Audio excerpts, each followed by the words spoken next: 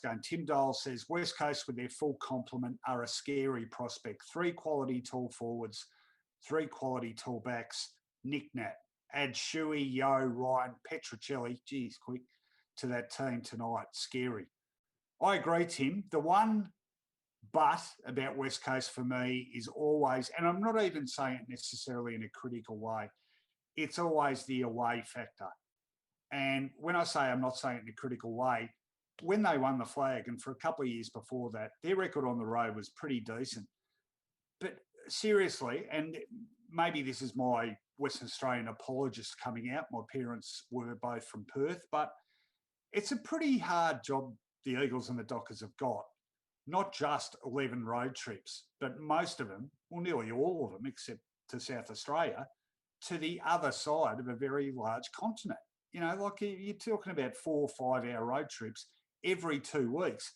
It's no coincidence that so few West Coast players have comparatively high career games tallies, because it really takes a toll. And if it takes a toll physically, imagine the toll it takes psychologically. So they really need to play finals at home. And that's why not finishing top 4 each of the last 2 seasons has been so costly for them. And they've bowed out in that very first game. They shouldn't have last year. That is a game they should have won against an opponent they should have beaten. But I tell you, you know, it's that finer line for them that had they scraped into that top 4 both times, they might well have won both those premierships. That is a big factor for me, always for them. So if they finish top 4, absolutely big flag chance. If they don't, I would say that precludes them from winning it. Yep, that's a fair call. For me, Shuey's a worry.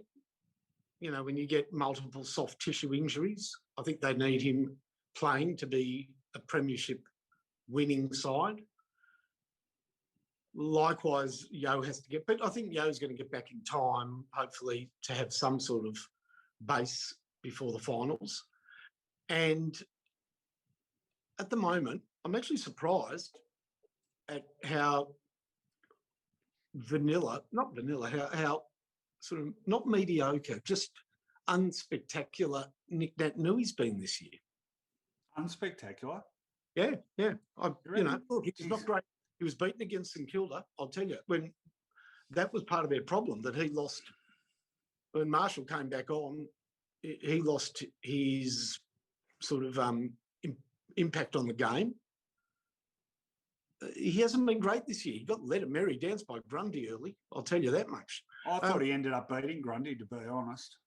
Yeah, maybe chopped out. No, I don't think he beat him. But just Nat Nui's so brilliant that really is the ace in the deck for them. Maybe that's still to come. I'm not writing him off by any stretch of the imagination. So let's just say that's another route. I'll go the other way. That's more room for improvement, that he hasn't quite hit his straps. Yeah, that's a better way. Yeah. I grant you that. I don't think he's been that bad, but yeah, it's a valid point.